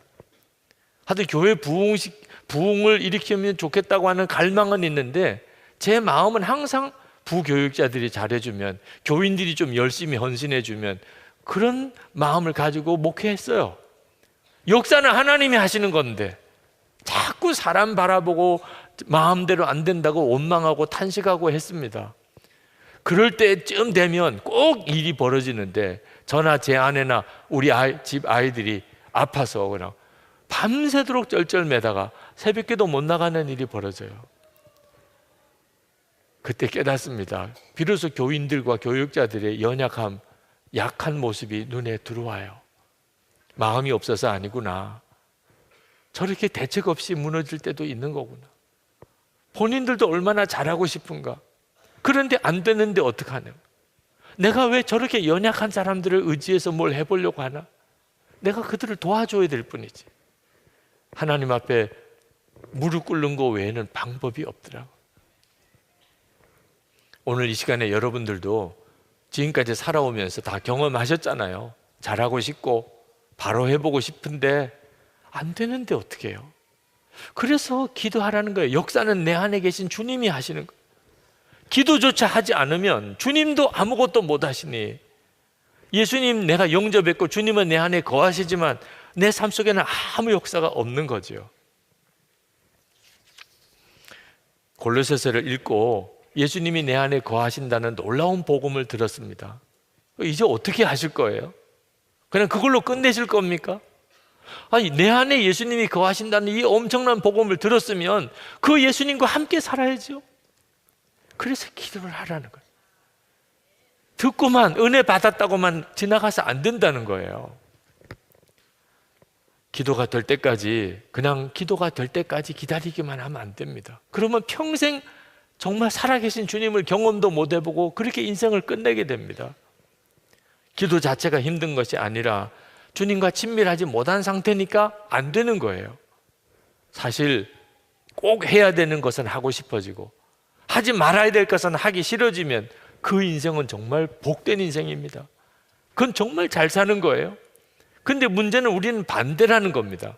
꼭 해야 되는 거 하기 싫고 하지 말아야 되는 거, 그런 것들만 꼭 하고 싶은, 그래서 우리 인생이 문제가 되는 겁니다. 요걸 바꾸어야 되는데 그 중에 하나가 기도예요. 기도해야 되는데 기도가 안 된다. 기도가 하기 싫고, 그래서 문제가 되는 거죠. 그래서 힘을 쓰는 단계가 필요한 거예요. 처음에는 기도하려고 힘을 쓰는 단계. 저절로 된다면 무슨 걱정할 게 있겠습니까? 여러분, 식단 조절해야 되는 사람, 건강 때문에 음식 조절을 해야 되는 사람 얼마나 힘들어요. 먹고 싶은 거 먹지 말아야 되고 먹기 싫은 거 억지로라도 먹어야 되는 일이 얼마나 힘들어요. 처음이 그런 거예요. 그런데 꾸준히 해보세요. 그 다음에는 음식이 내 입에 맞아 들어오게 됩니다. 여러분, 중독에 빠진 사람 중독에서 벗어나려면 처음에 얼마나 힘들어요. 금단 현상이 일어나지요. 그러나 그 고비를 넘어가야 됩니다. 기도가 안 되는 것도 안 된다고만 내버려 두면 안 돼요. 정말 금식기도 한다는 마음을 가지고 모든 것 다 끊어버리고 오직 내가 기도에 매달리겠다. 하나님은 살아계시기 때문에 내가 그렇게 기도에 매달리면 반드시 하나님이 역사하셔서 우리를 붙들어 기도하게 만들어 주세요. 그 일이 오늘 여러분에게 일어나게 되기를 축복합니다. 공동체의 도움도 필요합니다. 혼자서만 몸부림쳐서는 될 문제가 아닙니다. 예수 동행 일기를 쓸 때 그걸 기도 일기로 쓰시는 것도 필요해요. 그리고 나눔 방에서 서로 나누면서 서로 격려하고 점검해 줘야 합니다. 이번 주간에 이 설교를 해야 되니까 저도 정말 기도에 힘쓰는 한 주간을 보냈습니다. 지난 3년 동안 내내 하나님이 제 마음에 가장 크게 강권하신 것이 기도하라는 것이었어요. 1시간 기도 운동을 그래서 하고 있지요. 그럼에도 불구하고 이번 주간에 또 조금 더 기도에 힘써야 되겠다, 그런 마음이 듭니다. 주님이 그걸 원하시는 것 같아요. 그거 안 하면 죽는다, 이런 일 아니라면 다 끊어버렸습니다. 그리고 시간을 내서 기도 시간을 냈습니다. 이번 한 주간 동안 내내 감기로 고생을 했지만 그런 가운데도 계속 기도의 자리로 나가려고 했어요. 말씀 보고 기도하고 말씀 보고 기도하고. 하나님께서 왜 기도에 힘쓰라고 하셨는지를 또 한 번 체험을 했어요. 주님이 함께 계시는 게 너무나 더 분명하게 믿어지는 것. 그보다도 더 큰 축복은 없어요. 주 예수님이 함께 계시는 게 믿어지는 것. 어지간한 어려움은 어려움도 여겨지지도 않아요. 하나님이 계속해서 저에게 지혜를 주시는 게 느껴져요. 그러면 우리의 인생이 뭐가 겁이 나요? 성도 여러분, 여러분 안에 주 예수님이 계십니다. 이게 복음의 비밀이에요. 그런데 우리가 그걸 실제로 누려야 그게 진짜가 됩니다. 그걸 실제로 누리기 위해서 필요한 것이 기도예요. 절대로 기도를 작게 생각하지 마세요. 안 되면 그냥 못하고 지나갈 문제가 아닙니다. 이건 죽고 사는 문제다. 내가 기도가 살면 주님과 동행하고 사는 거고, 내가 기도 못하면 내 영적인 생명은 죽은 거나 마찬가지다. 오늘 이 예배가 끝나고 오후 시간에, 저녁 시간에 여러분 전에 안 하던 일을 해보세요. 기도하는 자리로 나가는, 기도하는 시간에 하나님께서 여러분에게 말씀하실 거예요. 기도가 정말 안 되는 사람은 그냥 가만히라도 있으세요. 주님 앞에 그냥 가만히라도 하다 죽이든지 살리든지 하세요. 그렇게 가만히 나가보세요. 여러분이 느낌을 올 거예요. 아, 내가 진작 이렇게 하고 살았어야 됐는데, 괜히 쓸데없이 방황하고 고민하고 엉뚱한 애꿎은 가족들, 주위 사람들 들볶기만 하고, 그 사람들이 문제가 아니라니까요. 지금 내가 기도로 주님과 동행하지 않으니까 문제가 생긴 거지, 사람들이 문제가 아니라니까. 여러분의 삶 속에 기도의 역사가 일어나기를 축복합니다.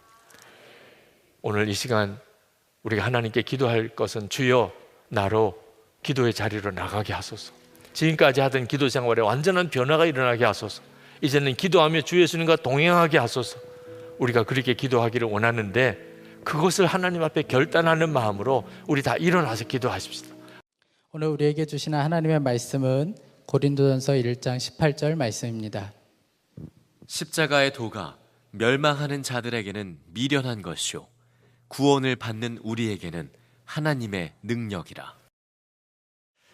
오늘 종려주일, 그리고 이제 시작되는 고난주간, 또 십자가 부흥회를 통해서 저는 우리 교우들이 십자가의 그 영광과 능력을 바라보는 눈이 온전히 열려지게 되기를 축복합니다.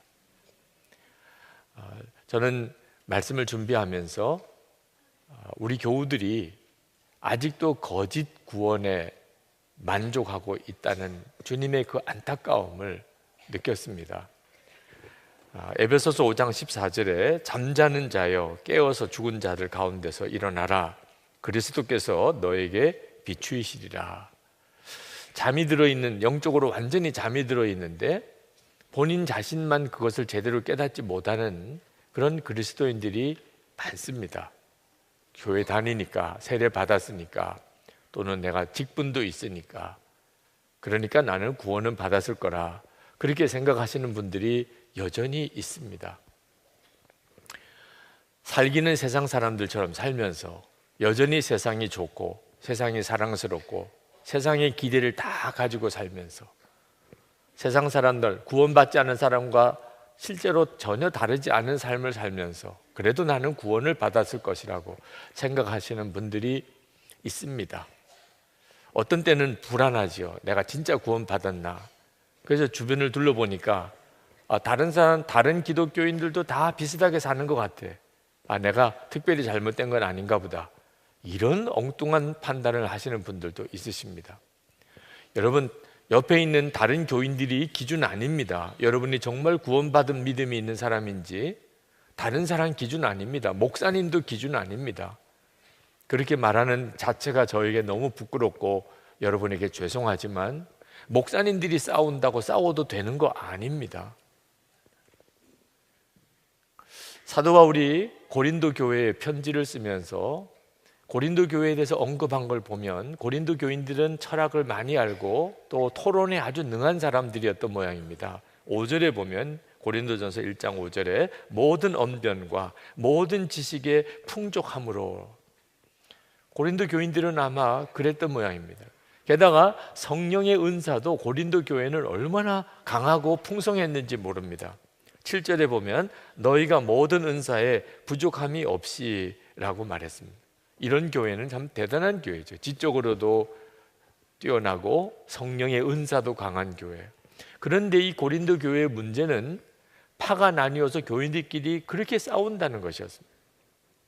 사도 바울은 우리가 진짜 예수를 믿는다면 절대 이런 일은 있을 수 없다고 말하는 겁니다. 우리가 정말 십자가의 복음을 안다면 어떻게 같은 믿음의 형제들끼리 싸울 수 있느냐는. 그래서 다시 십자가의 복음으로 돌아가라. 그래서 오늘 우리가 읽은 본문 말씀에 십자가의 도는 하나님의 능력이라고 말씀하신 겁니다. 여러분, 십자가의 도가 하나님의 능력이라고 말씀하신 것에 대해서 여러분은 잘 이해가 되십니까? 어떤 점에서 그것이 하나님의 능력입니까? 우리를 죄에서 건져내는 능력이기 때문에 그렇습니다. 예수님께서 십자가에 달리시기 전에 겟세마네 동산에서 통곡을 하셨습니다. 하나님 앞에 정말 눈물로 부르짖으셨다고 그랬습니다. 히브리서 5장 7절에 예수께서 육신으로 세상에 계실 때에 자기를 죽음에서 구원하실 수 있는 분께 큰 부르짖음과 많은 눈물로써 기도와 탄원을 올리셨습니다. 왜 그러셨을까요? 왜 예수님이 부르짖으시면서 울고 통곡하셨을까요? 우리를 죄에서 건져내셔야 하겠기 때문에 그랬습니다. 예수님이 당하신 십자가의 형은 정말 끔찍한 형이고 가장 잔인한 형입니다. 사람을 아주 말려 죽이는 형이죠. 예수님이 십자가 지시기 전에 채찍에 맞으셨는데 그 채찍 가죽 끝에는 쇠 덩어리나 뼈 조각 같은 것들을 달아놓고 그 채찍에 맞으면 살점이 그냥 찢겨나가는 그런 끔찍한 매를 죽도록 맞았습니다. 가시면류관을 쓰셨습니다. 무거운 십자가를 지고 골고다 산을 올라가야 했습니다. 손과 발에 못이 박히고 6시간 동안 피를 쏟으면서 그렇게 십자가에서 죽으셨습니다. 이유가 뭐죠? 왜 그렇게 하셔야 하는 거죠? 저와 여러분을 죄에서 건져내는 길이 그 길밖에 없었기 때문에 그렇습니다. 도대체 속죄함이 뭐길래, 왜 우리가 그렇게 죄를 사함 받아야 되는 것이기에 예수님은 그렇게 십자가에 달려 죽으신 것이죠? 지옥이 있기 때문에 그렇습니다. 지옥이 있기 때문에. 만약에 지옥이 없다면 예수님이 십자가에 그렇게 죽으실 이유가 없잖아요. 만약에 지옥이 없다면 그걸 모르고 그냥 죽었다 하더라도 큰 문제 없습니다. 그렇죠? 지옥이 없는 걸. 만약에 천국도 없고 지옥도 없다면, 그래서 죽으면 진짜 다 끝이라면 더욱이 예수님이 십자가 지실 이유가 없는 거죠. 그렇게 통곡하고 우시면서 그렇게 끔찍한 고통을 당하시면서 예수님이 십자가에 왜 달려 죽으셔야 하는 겁니까? 지옥이 있으니까. 지옥에는 가지 말아야 하니까. 사람들이 다 지옥에 갈 수밖에 없는 그런 죄인이니까 예수님께서 십자가에 그렇게 달리신 거죠. 한국교회가 1907년에 강력한 성령의 역사로 부흥이 시작이 됐습니다. 그 한국교회의 부흥은 바로 그 전에 1906년에 인도 카이시 지방에서 일어난 부흥의 연속이었습니다. 한국에 와 있던 선교사님들이 인도 카이시 지방에 부흥이 일어났다는 소식을 듣고 한국에도 이런 역사가 일어나게 해달라고 간절히 기도하기 시작을 했었습니다. 그때 인도 카이시 지방에 일어났던 부흥의 레이놀즈 선교사라는 분이 기록한 것을 보면 이런 기록이 나옵니다. 어른들이 하나님의 은혜를 체험했다는 소식을 들은 어린 아이들이 자기들끼리 모여서 기도하던 중 성령의 감화로 심판주로서의 하나님을 만나게 되었습니다. 그 아이들은 지옥불을 실감하고 두려움에 떨면서 모두 예수님께로 피하자며 기도에 더욱 힘썼습니다. 아이들이 물밀듯 밀려오는 예수님의 사랑을 경험하고 흐느껴 울음을 그치지 않자 어른들이 이유를 물었습니다. 그러자 그들은 십자가의 예수님은 우리를 많이 사랑하셨는데 우리들의 마음 속에는 예수님을 사랑하는 마음이 없어요. 그래서 가슴 아파요 라고 대답했습니다. 정말 알아야 하는데 모르고 사는 것이 있습니다. 사람들이. 그게 지옥의 존재입니다. 부흥이 임했다는 말은 영안이 열려서 지옥에 대한 눈이 뜨였고 하나님의 살아계심과 그리고 예수님의 십자가가 왜 필요한지를 알게 되었다는 뜻이죠. 지옥이 있음을 깨달은 사람에게는 예수님의 이 속죄의 은혜, 십자가의 속죄의 은혜가 가장 큰 복임을 압니다. 시편 32편 1절에 허물의 사함을 받고 그 죄의 가리움을 받은 자는 복이 있도다. 아멘입니다. 저와 여러분이 받은 엄청난 복입니다. 증상이 작아도 아주 절망적인 것들이 있습니다. 예를 들면 에이즈 같은 건. 한번 에이즈에 감염이 되면 그러면 처음에는 증상이 작아도 결국은 그것 때문에 죽습니다. 죄가 그와 꼭 같습니다. 큰 죄, 작은 죄가 따로 있는 게 아닙니다. 내 속에 여전히 죄가 나를 사로잡고 있다면 그러면 우리는 절망입니다. 이것이 우리 인생의 가장 큰 문제입니다. 죄 문제가. 만약 여러분이 30일밖에 살 날이 없다면 여러분에게 있어서 무엇이 문제겠습니까? 30일 있으면 죽습니다. 무슨 음식이 문제겠습니까? 좋은 집이 문제겠습니까? 무슨 옷이 문제겠습니까? 뭘 성공에 대해서가 여러분의 관심이 되겠습니까?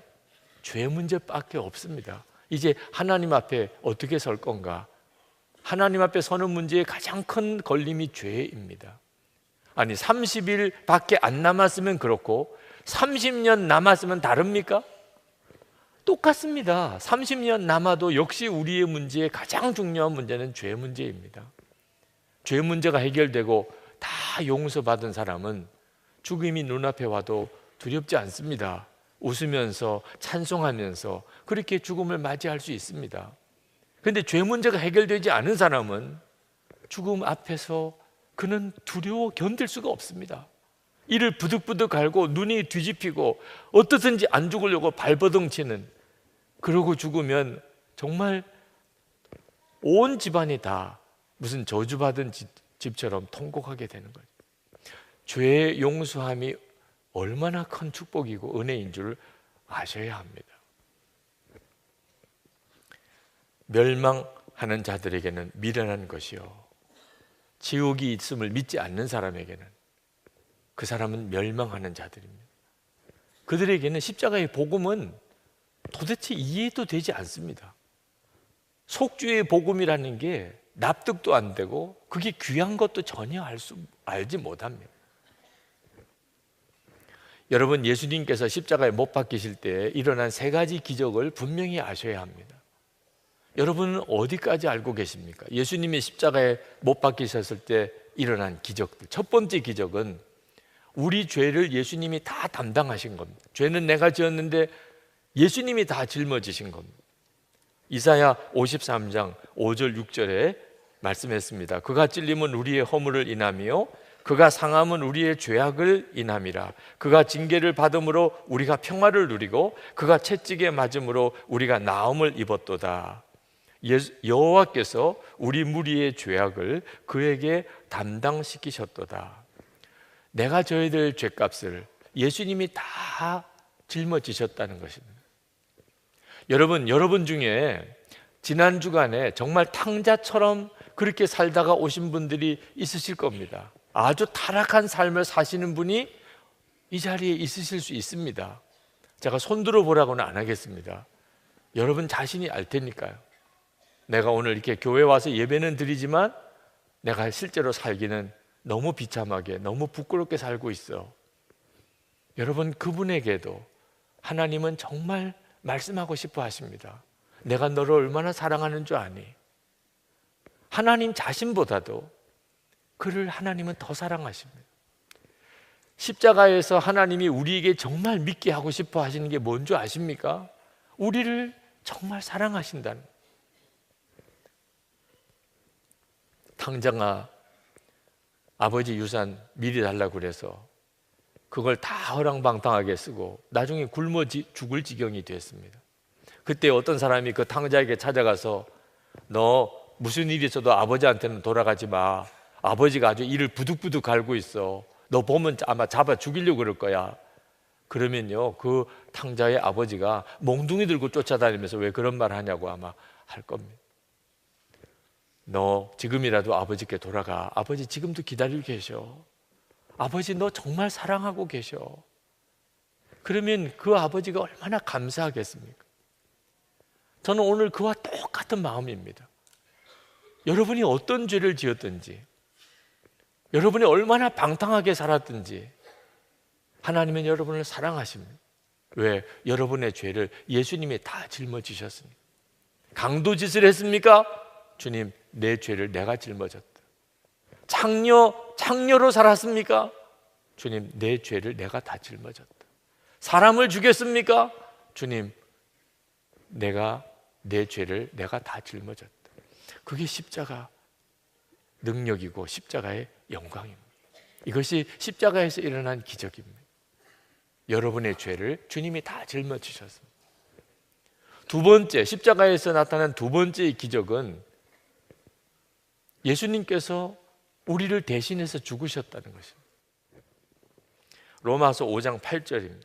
우리가 아직 죄인 되었을 때 그리스도께서 우리를 위하여 죽으심으로 하나님께서 우리에게 대한 자기의 사랑을 확증하셨느니라. 예수님께서 나 대신 죽으셨어요. 내가 죽어야 되는데 예수님이 대신 죽으셨어요. 그래서 우리가 지옥에서 건짐을 받은 겁니다. 그런데 예수님이 나를 대신해서 죽으셨다는 말은 좀 더 정확하게 표현하면 내가 예수님을 죽였다는 것입니다. 여러분, 예수님을 누가 죽였습니까? 그냥 생각나는 대로 한번 여러분 대답해 보시기 바랍니다. 빌라도가 죽였죠. 사도신경에서 내내 그렇게 고백하고 있잖아요. 빌라도. 그 유대인 대제사장이 죽였겠죠. 로마 병정들이 실제로 손발에 못 박고 창 찔러서 죽였죠. 아직도 십자가를 모르는 것입니다. 예수님을 누가 죽였지? 빌라도가 죽였나? 유대인들이 죽였나? 로마 병정이 죽였나? 예수님은 누가 죽였나? 내가 죽였다. 내가 예수님을 죽였다. 이 사실이 여러분 정말 믿어지십니까? 우리가 자식을 위해서 죽는 부모를 봅니다. 그럴 수만 있다면 자식을 살리기 위해서 부모가 죽을 수 있지요. 그런데 그런 경우에 자식이 부모를 죽였다고 말은 하지는 않습니다. 나라 위에 죽는 사람 있죠. 많지요. 우리나라가 그런 사람들 때문에 사실 지금까지 이렇게 지켜진 것이기도 하지요. 그러나 나라가 그 사람을 죽였다고 말하지는 않습니다. 그런데 예수님이 우리를 대신해서 죽으신 경우 우리는 지옥 갈 죄인이었는데 사랑스러운 자녀도 아니고 사랑스러운 내 조국도 아니고 지옥에 갈 수밖에 없는 죄인인 나를 위해서 예수님이 죽으신 것은 그것은 의미가 전혀 다릅니다. 여러분, 구약시대에 하나님 앞에 속죄 제물을 바칠 때 죄인이 양떼들이 있는 데 가서 양 한 마리를 택합니다. 그 양은 그 택한 사람이 죽이는 거예요. 그래서 속죄 제사가 되는 겁니다.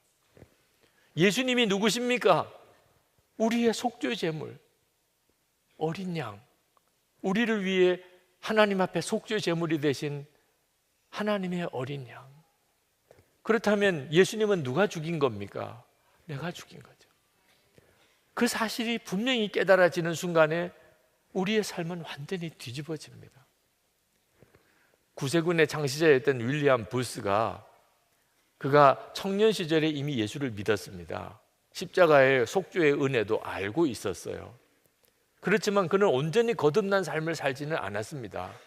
그런데 어느 날 꿈을 꾸었습니다. 꿈에 예수님이 골고다 십자가에 매달려 계시는 것이 보였습니다. 얼마나 고통스러워 하시는지. 그런데 누가 사다리를 가지고 그 십자가 달려 계신 예수님께 가더니 그 사다리를 받쳐놓고 그 사다리 위에 기어 올라가서 대못을 꺼내다가 그 고통스러워 하시는 예수님께 대못을 박는 거예요. 그걸 보고 윌리엄 부스가 견딜 수가 없었어요. 이놈아, 너 도대체 누구냐? 너 왜 예수님에게 또 못을 박는 거야? 이 나쁜 놈아, 빨리 내려와. 그랬더니 그가 못을 박다가 소리소리 지르는 윌리엄 부스를 돌아봤습니다. 그를 보는 순간에 기절할 줄 알았어요. 자기 자신인 겁니다. 윌리엄 부스 자기인 거예요. 그리고 잠에서 깼습니다. 예수님을 못 박은 자가 누구냐? 나구나. 그리고 윌리엄 부스의 삶은 완전히 달라졌어요. 주님의 십자가 그냥만 바라보고 끝날 문제가 아닙니다. 예수님의 십자가에서 일어난 세 번째 기적이 뭔지 아십니까? 예수님과 우리가 십자가에서 온전히 하나가 되었다, 연합하였다는 것입니다. 로마서 6장 3절 4절입니다. 세례를 받아 그리스도 예수와 하나가 된 우리는 모두 세례를 받을 때에 그와 함께 죽었다는 것을 여러분은 알지 못합니까? 그러므로 우리는 세례를 통하여 그의 죽으심과 연합함으로써 그와 함께 묻혔던 것입니다.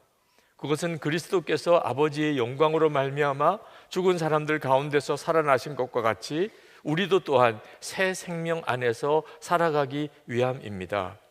예수님께서 십자가에 죽으실 때 예수님만 십자가에 죽으신 게 아니고 이제 예수를 믿는 모든 사람들은 예수님과 하나가 되어 연합하여 그도 십자가에서 죽었다. 우리가 예수님과 함께 십자가에 죽었기에 세례받았다는 이유는 우리가 예수님의 부활의 생명으로 주님과 함께 살게 되기 위해서 그랬다는 것입니다. 왜 하나님이 이런 일을 하셔야 되죠? 아니 정말 믿어지지도 않고 이해도 잘 안 되는 예수님과 함께 내가 연합하여 십자가에서 죽었다는 왜 이런 일을 하나님은 하신 거죠? 십자가에서 일어난 첫 번째 기적, 두 번째 기적, 내 죄를 다 짊어지시고 나 대신하여 십자가에 죽으신 그 은혜만 가지고도 우리 죄는 사함을 받습니다. 우리의 모든 죄는 다 사함을 받습니다. 그러나 죄 사함을 받고 난 다음에 사는 것은 어떻게 할 거냐는 거야. 죄 사함 받고 난 다음에 속죄함은 받았습니다. 다 용서받았습니다. 그런데 이제 살아가는 삶은 어떠냐는 거야. 우리가 속죄함을 받았다고 새 삶을 살 그런 능력이 있습니까? 아니 죄 용서함을 받았다고 그가 올바르게 산다는 보장이 있습니까?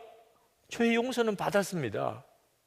그런데 살기는 또 여전히 옛날처럼 사라집니다. 육신과 죄의 종노릇 하고 삽니다.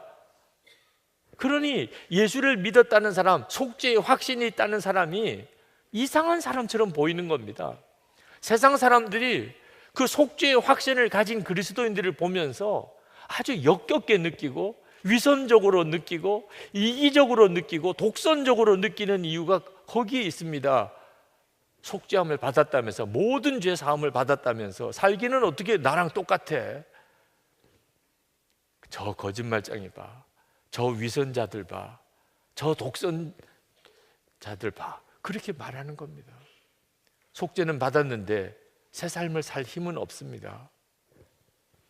그래서 첫 번째, 두 번째 기적으로 끝날 수 없는 겁니다. 세 번째 기적이 필요한 겁니다. 예수님과 함께 죽고 옛사람이 이제는 예수님으로 연합하여 예수님의 생명으로 사는 역사가 일어나야 하는 겁니다. 그렇게 되어야 우리도 또한 새 생명 안에서 살아가기 위함입니다. 새 생명으로 사는 역사가 일어나는 거죠. 그러므로 예수님의 십자가, 주님만 달려 죽은 십자가 아닙니다. 나도 죽은 십자가입니다. 여러분 이번 한 주간, 고난 주간 주님의 십자가를 묵상하는데 주님이 저렇게 죽으셨구나, 저렇게 고통을 많이 당하셨네, 이렇게 끝나서는 안 됩니다. 나도 죽은 십자가입니다. 이 사실을 분명하게 알 때야 이 고난 주간은 그냥 넘어갈 수가 없습니다. 그냥 그런 절기인가 봐, 예수님이 십자가에 돌아가신 거거나 기념하는 절기인가 봐. 여러분 자신이 달려 죽은 십자가인 것입니다. 여러분이 이 사실을 분명하게 알 때에야 비로소 예수님의 생명으로 살게 됩니다. 나는 안 죽었나 봐요. 제발 그렇게 말하지 마시기 바랍니다. 믿음이 없으니까 그런 고백을 하지만 이제는 말이라도 그렇게 하면 안 됩니다. 안 죽으면 어떻게 다시 부활의 삶을 삽니까? 죽지도 않은 사람이 어떻게 살 수 있습니까?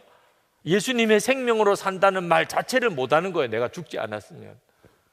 하나님이 그렇다고 우리에게 은혜를 주셨으면 우리는 그냥 아멘으로 받으면 되는 겁니다. 나는 죽었습니다. 고난주간은 예수님과 결혼식 하는 주간입니다. 주님과 우리가 온전히 연합하여 이제는 주님과 함께 사는 그 놀라운 삶이 시작되는 것입니다. 지옥이 있음을 믿지 않으면 지금 드린 이 이야기는 다 허사입니다. 진짜 미련한 이야기입니다.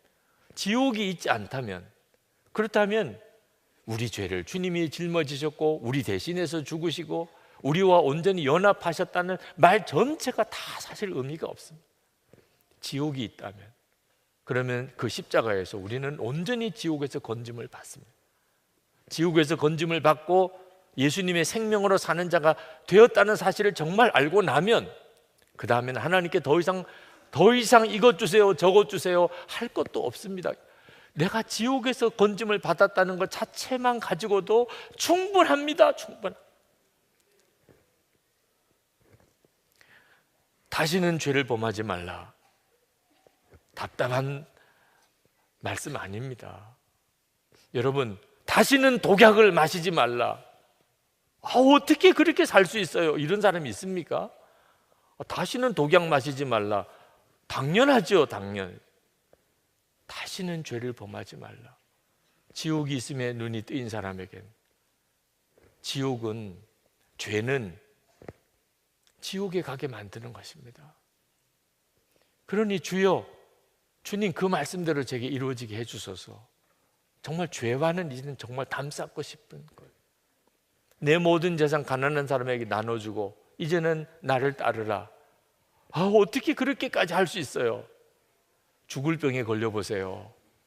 돈 다 쓰고도 고칠 수만 있다면, 돈 아깝지도 않아요. 죽을 병 하나 고칠 수 있다면, 육신의 병. 아니, 지옥에서 건짐받고 영생을 얻었습니다. 하늘나라에서 받을 상급이 기다리고 있다는 사실을 알고 나면 세상의 재산은 사실 아무것도 아니게 느껴져요. 세상 살기 너무 힘들다, 유혹이 많다, 핍박이 많다, 못 살겠다, 힘들다, 그런 말 다 사라집니다. 아직도 천국과 지옥에 눈이 뜨이지 않아서 그런 거예요. 여러분, 이번 십자가 부흥회 때 여러분 자신을 진짜 십자가 앞에 내놓으세요. 여러분의 눈이 뜨여야 합니다. 제가 어느 부흥회 갔더니 그 부흥회 때 어느 집사님이, 남자 집사님이 간증을 하시는데 장로님 아들이시더라고요. 40대 아주 젊은 집사님인데 이 집사님이 얼마나 신앙이 뜨거운지 아버지 장로님의 신앙이 마땅치가 않아요. 마음에 안 들어요. 그래서 서점에 가서 천국 지옥에 대한 간증책을 가져가 사다가 아버지 이거 좀 읽으세요. 아버지는 확신이 없는 사람 같습니다. 그랬던 사람. 부흥회 때 우리 아내가 변화돼야 되겠다. 이번에 내 아내가 좀 변화되게 해주세요. 그렇게 기도했었는데 막상 부흥회에 참석하고 자기 자신이 변화되어야 될 사람이라는 걸 깨달았다고 그가 그렇게 고백하시는 것을 들었습니다. 여러분의 신앙을 철저히 한번 점검해 봐야 됩니다. 십자가 앞에서, 그 말씀 앞에서, 그리고 예수 그리스도와 함께 정말 죽고 예수로 사는 놀라운 은혜의 눈이 열리시게 되기를 축복합니다. 그래야 부활주일이 오는 겁니다. 내가 예수님과 함께 십자가에 죽었기 때문에 주님과, 부활의 주님과 함께 사는 그 부활절이 나에게 감격이 되는 것입니다. 요 한 주간 지나고 모든 것이 달라지게 됩니다. 하나님의 은혜가 여러분에게 충만하기를 축복합니다. 우리 이 시간 기도합시다. 여러분, 주님, 제가 주님의 십자가 앞에 나 자신을 온전히 내어놓습니다. 제가 눈 떠야 할 게 뭡니까? 주님, 제가 깨달아야 될 게 뭡니까? 하나님께서 저에게 부어주실 은혜가 무엇입니까? 주님, 제가 기다리고 있습니다. 제가 마음이 준비되었습니다. 말씀 들을 준비가 되었습니다. 주님께 제가 온전히 나 자신을 드리고 싶은 마음이 준비되었습니다. 역사하소서. 그래서 부활의 놀라운 감격을 나도 누리게 하소서. 통성으로 기도하겠습니다.